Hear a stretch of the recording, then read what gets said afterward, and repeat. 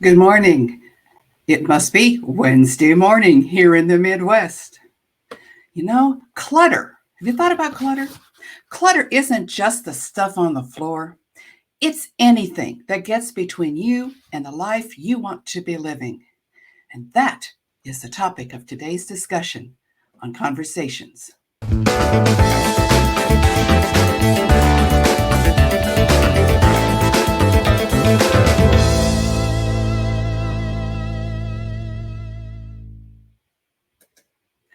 Good morning, good morning, good morning. Yes, you are in the right place. This is Conversations with Sherry and Terry Ann. Today, you have just Terry Ann. Poor Sherry has come down with COVID and she really just feels awful. So she's hiding under the covers, trying to heal up so she can be back next week to join us. So please hang around. I know I'm not as exuberant as Sherry is, but we're going to have an exciting topic today, and I am excited to talk with all of you. So stay tuned. We're talking about decluttering today. Now, before we get started, let me point out a couple of things. I am using a platform called StreamYard. As many of you know, I can't always see your comments. So if you would, see if it will change it won't change it. Okay, well, let's do it this way. Go to, in another tab, please don't close this one. Go to streamyard.com/Facebook and give Facebook permission to display your name. You don't have to. I'm happy to talk to you anonymously. Now, the other thing is if you are joining from the Casey Inspired Coffee, I can't always see those comments. It's got to do with the permissions and who owns the page, blah. I don't know all the technicalities. So if you're approaching from there, I'm not ignoring you, I promise. So join in today's discussion on clutter. The thing about clutter, now I know about you. I have a little clutter problem. My house is clean, but it's cluttered. My husband tells me that there is no horizontal surface that is safe from me. Do you have that same problem? I do hope I'm not the only one. But clutter isn't always just the horizontal surfaces. We have clutter in our calendars, in our minds, in our life. So there's so much more to it. Basically, the description I love that I found was that clutter isn't just the stuff on the floor, it's anything that gets between you and the life you want to be living. So, what clutter is in your life that you need to address? Well, I got to thinking this week about some different types of clutter and what's going on and how am I going to take care of it. I see a couple of new people joining in. Yes, this is Conversations with Sherry and Terry Ann. Sherry is under the weather today, so stay tuned. Hang in there with me and let's talk.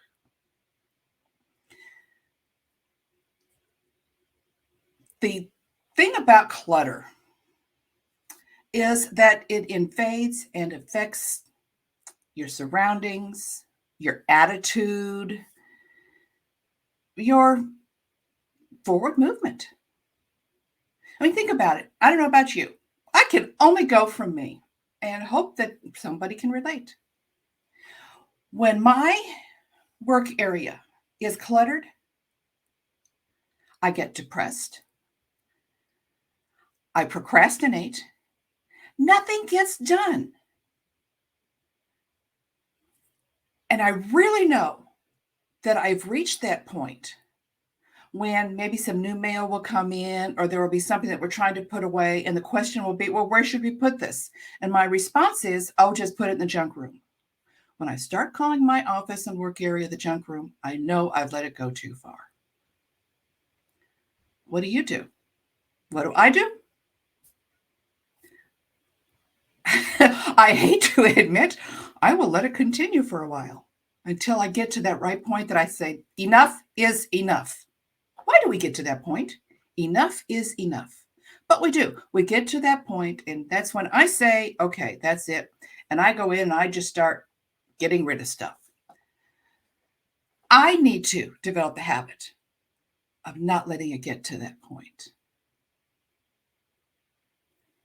But, 60 plus years, it's not going to change overnight.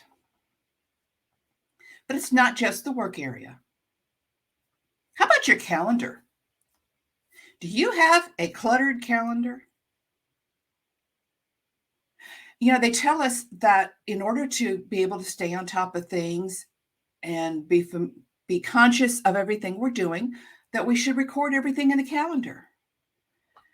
That calendar can get so full that it is often a clutter in our life. I found some tips on decluttering your calendar. First of all, take stock and track your time. That's the purpose of the calendar. If you're not sure what you're doing with your time, the calendar is good. Start to put it in there. So take stock, track your time. What is it that you are doing?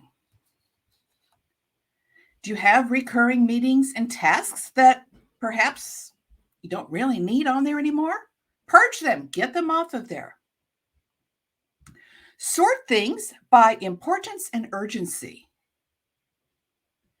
Sometimes we get so caught up in someone knocking on the door, hey, take care of this now, that other things get pushed aside. We need to develop a way of determining what is important, what is urgent. I love a phrase I learned a long time ago. Poor planning on your part does not constitute an emergency on mine. So we need to kind of, determine for ourselves what those are. What can you outsource? When you're looking at your calendar, what can you outsource? Is there something that is taking up your time that perhaps you could have someone else do or assist with? Create time blocks.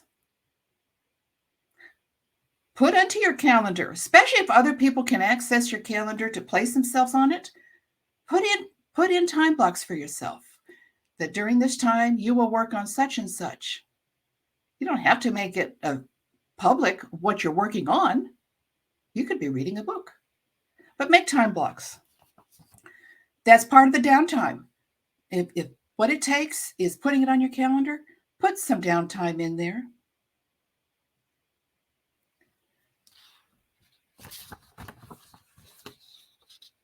Another area of life, I got to tell you, this is a hard one, especially in today's society. How about your digital life? How cluttered is your digital life? Does social media clutter? Oh my goodness. I go in to look at my emails, which is a clutter in itself. But right there on the next tab is Facebook. And on another tab is LinkedIn. And on another tab, do you see all those things that can clutter our mind right there? Oh, yes, Linda, I totally agree with you. The time blocks work as long as they are what I'm in the mood for. Yes, I do find that has a great effect on what I'm going to do. I put that time block in there. I started putting in even simple things like, go sit out on the deck. And not so much for anybody else, but for myself to tell me, hey, you need to take a break. What does your computer desktop look like? Is it filled and cluttered with just icon after icon after icon? I know some people that have the icons for every program they've installed is on their desktop. And then they don't want to go look for documents. So they put all the documents on the desktop. When I look at that desktop, I'm just floored at I'm just so mesmerized by everything I see on the screen that how do you do anything? How do you find anything? How can you declutter your desktop? There are some suggestions. One suggestion I read yesterday I found rather interesting. Take off all of the shortcuts on your desktop. When you use a program, put that icon, that shortcut, back on your desktop. And you might be surprised after several weeks to find out what programs you're not even using. Hello there, Facebook user. I cannot see your name. That's okay. You could stay anonymous. Or if you like, you can go to streamyard.com/Facebook and give it permission. However, if you are coming in from Sherry's Casey Inspired Coffee, I still may not see your comments or your name. That's okay. Still join in. Sherry is out today. The poor girl has COVID and she does not feel good at all. So please keep her in your thoughts and prayers. And we're praying that she will be back next week. It's hard to have a conversation with Sherry and Terry Ann when only Terry Ann is there. How much paper is on your desk? Now, I don't know about you. I don't work well off of things that are on my screen. So I will often print them off because I won't read necessarily what's on the computer, but I'll read it if it's on a piece of paper. So I'll print it off and it goes to the side. And then I'll find something else and I print it off. And pretty soon I have a stack of stuff that one day I would like to think about this. That's where my biggest clutter comes from, that one day pile.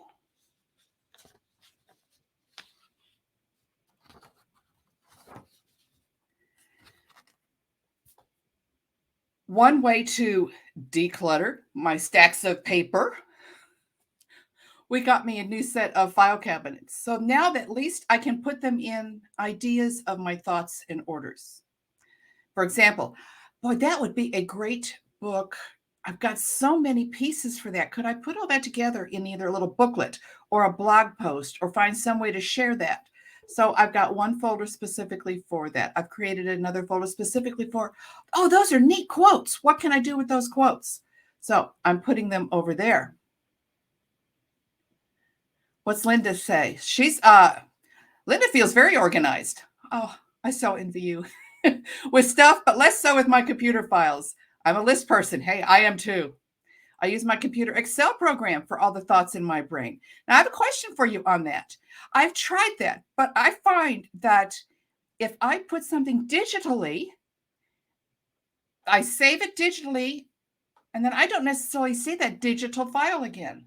If it's on a piece of paper, I'll see it'll come back to the surface again. I don't always see where I saved all that information. But maybe if I had just one file, for example, Excel, and I had different tabs. Ooh, you've got me thinking, Linda. That might possibly work. Okay, there's an idea for me. When going through stuff, how about keep, recycle, trash, put it away? Is this item that I've just had in my hand something I'm going to use realistically?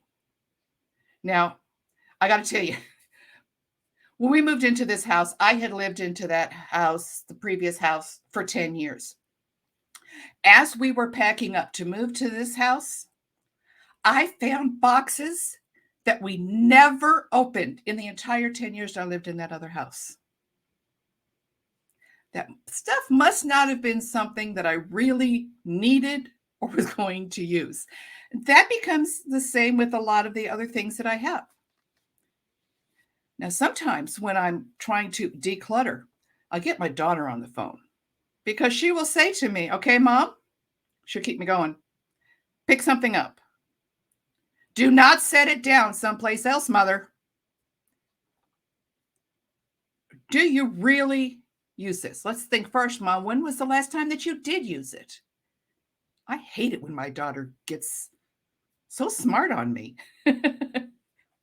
So she'll ask me, when is the last time you used it? When do you anticipate using it? Mom, throw it in the trash or put it in the Goodwill bag, but don't set it back down. Sometimes that's what it takes. Oh, hey, Debbie, great. Debbie's current project is decluttering. We'll take any and all tips because I'll tell you what, I desperately need them. Now, I will tell you, I got to thinking about this though. I don't necessarily call my stuff cluttering. You see, I'm a nester. I want things, my little here at my desk or in my little easy chair. I want everything around me so that when I would want it, I can just reach over and get it. I nest. I keep all my little things all around me. I've got a crochet project sitting next to my easy chair. I haven't touched it in over a year, but it's there for that moment when I want to work on it again. I've got a couple of books there. Yeah, I'm going to read them. Well, I don't know when, but if I'm sitting in that chair and I want to read it, I don't want to go look for the book. So I call it nesting, not clutter. It takes out the sting, but yes, it does have the very same effect. I have to tell you, one of the suggestions that I found on decluttering, I really had a hard time with. And this person says, say no to multitasking. I don't know how to not multitask. That's a hard one for me. If I'm watching TV, I've got my pad going. I'm playing a game or I can watch TV and read a book. I grew up watching TV and doing homework. I was an A student. I could do both. I've always done the multitasking thing. If I'm in the kitchen cooking dinner, I'll have something else going on. I'll start this, go over, take care of that, back and forth. It's a hard thing to tell me not to multitask. But I do understand that when I don't multitask, actually things get done faster and more efficiently. But tell my mind that? How about set a timer? See, the problem with that huge mess over there that I know I need to declutter is it's going to take so long. Let's set a timer. Do it for 10, 15 minutes. When the bell goes off, stop doing that, go do something else. I have tried this, and I must say, I was surprised at the positive results. Now, my mother does something to keep her closet decluttered. If she brings in a new piece of clothing, one piece of clothing has to go out. The same applies to all different areas. If I put one thing in there, something has to come out. That makes a lot of sense. A great suggestion I found, I thought was really neat, was to take before and after pictures. As your area starts to feel cluttered again, look at the photo of when you had it all cleaned up. So keep that cluttered photo, guys, keep that clean photo in front of you as your inspiration. So take the picture of the before to remind what you do, but keep that after picture nearby. Do you try any of these, Debbie? Have any of these worked for you?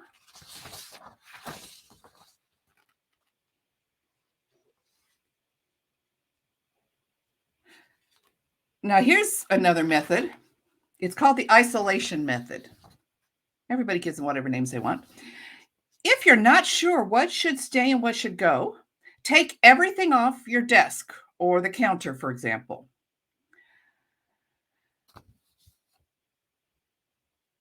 Only put back those essential things. Everything else goes in a box. When you need something, take it out of the box.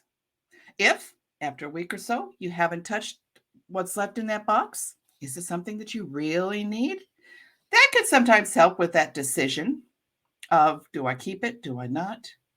You see, I love to craft. This is where my problem comes in.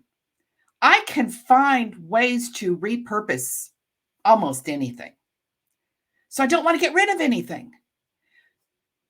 Then I will get to that point. Okay, that's fine. I've got to get rid of this. And I'll put it in a black bag, black trash bag, so that I can't see in it. And it could sit around here for 3 months while I fill it up. I'll take it to Goodwill or some other thrift store, whatever. It never fails. Within a week, oh my gosh, that thing I put in that bag, I could use that now. Okay, realistically, I will say that. 5 minutes later, I'll totally forget about it. But it doesn't change the fact that all of a sudden, now that I don't have it, I can use it. Ah, baskets, yes. I do have several of those nested all around me. Setting the timer, that is so. I'm really thinking I need to start doing that. That's right. As a crafter, it might be something you're going to need. This is important stuff here. I know it's just a little bitty ball of something, but that craft project's going to come up just a little bit later. But when I do look at how much craft stuff I accumulated and haven't touched in years, my daughter helped me one day to totally clean it out. She went in, took a whole bunch of stuff out, packed it up, took it away. I still don't know what she took away. So what's that say about having too much stuff?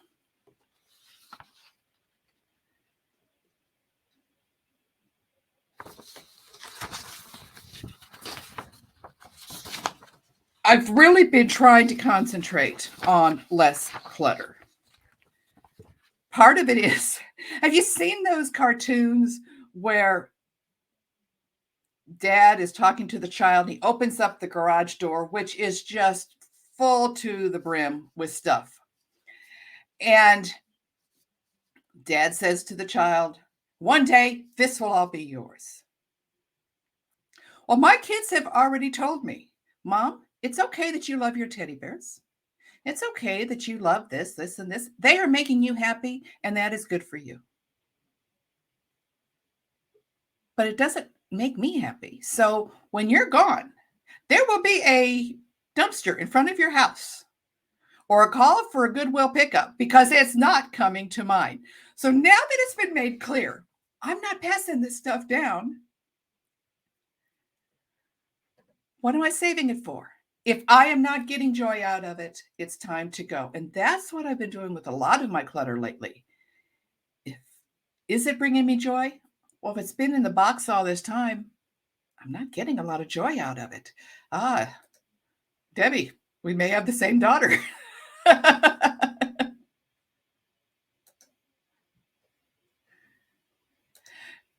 Crafts, yes. Sort things into clear containers and baskets. When they get full, get rid of it. That's the hard part. That's the hard part, is that getting rid of. Even if I put them all in the bag and say I will, getting rid of it. Knowing that, realizing that nobody else wants my stuff. It's just me. Maybe even tried garage sales. Nobody wants to pay anything for it. So we don't deal with garage sales anymore. It goes straight into the giveaway bag. And that question, does it bring me joy? That's become the most effective, I think, in my decluttering. If that is no longer bringing me joy, if it's staying in that box, in that closet, whatever, there's no joy in that. So it's time to move on, that perhaps somebody else can get joy from it. And hey, the way my weird mind works, that's what works for me. That's a way to allow me to make that release. Oh, Debbie's having a garage sale and nothing comes back in the house. Everybody go to Debbie's house this week.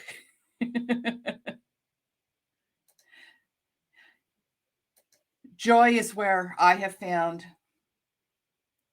the best release. And isn't that what's more important to us right now? Is it more important to me that I enjoy what I have or that I have something?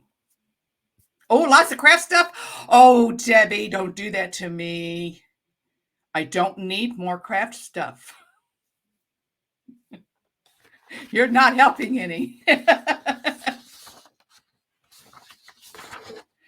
Oh, let's see. Stay organized with to-do lists and journals. I don't know about you. My mind gets cluttered.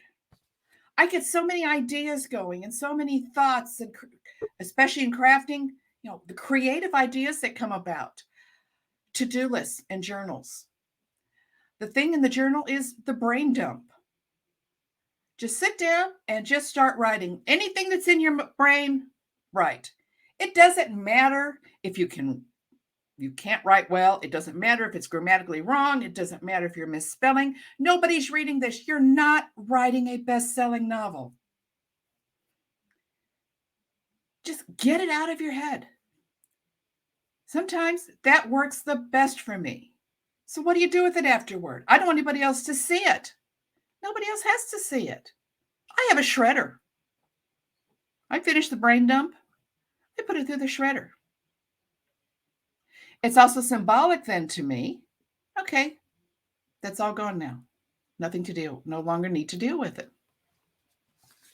To-do lists. I have got a number of to-do lists. I shared a couple of weeks ago on our page part of what my to-do list looks like. It's not just a to-do, do this, do this. I've broken it down into categories because that's what works for me. Now, that may not work for you. So the idea is to find out what works for you.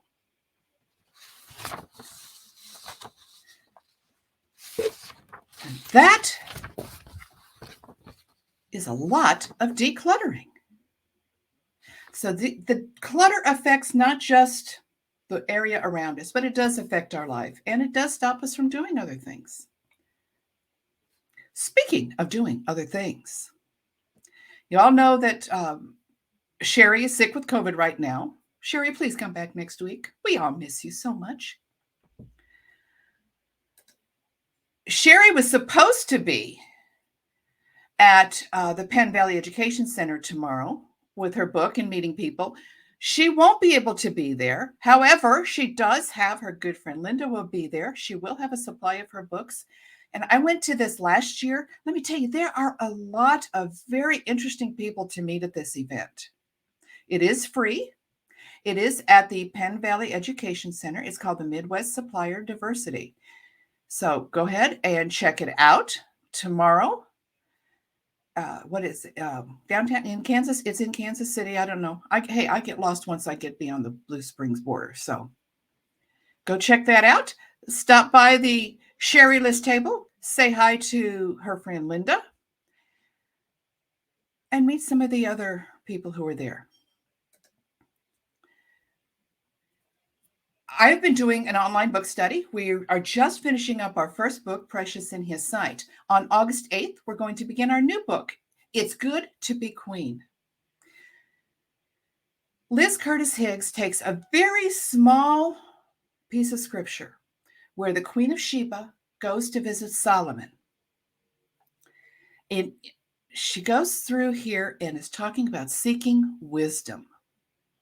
I've really enjoyed the book, and I can't wait to talk about it with my online friends because we've had some great discussion on this first book, and I know that this book is also, there's so many insights. We work one chapter at a time, so that way we can really dig into the text. And also, now, I don't know if you're all aware of this. This is episode 97. Sherry and I met at a coffee shop. We'd kind of known of each other through Toastmasters. We met at a coffee shop, got to talking, came up with this idea. Let's go online together. This is episode 97, which means that on August 10th will be our 100th episode. We're planning some fun stuff. We don't yet know all the details, so stay tuned. Watch our feeds for all the details. But that is going to be our 100th episode. On August 10th, we're talking about doing it possibly through Zoom so we can bring everybody on with us and just have a real conversation. We'll have all the details up here soon. We still got a couple of weeks, but mark your calendars. Episode 100 is August 10th. Yes, Linda, I will post that study link. Actually, I have it.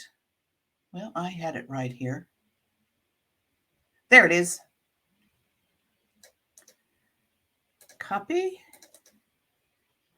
Paste. All right. There is the link for the book. There it goes. That's where the book study will be, and you get information on it. Thank you for joining me, for hanging in there with me for the one-sided conversation with Sherry and Terry Ann. Sherry, we do hope that you get to feeling better. I know that this is not a fun thing. I've chatted with her a bit, and she is just really not feeling well, doing everything to make sure the rest of her family doesn't get it. So until next week.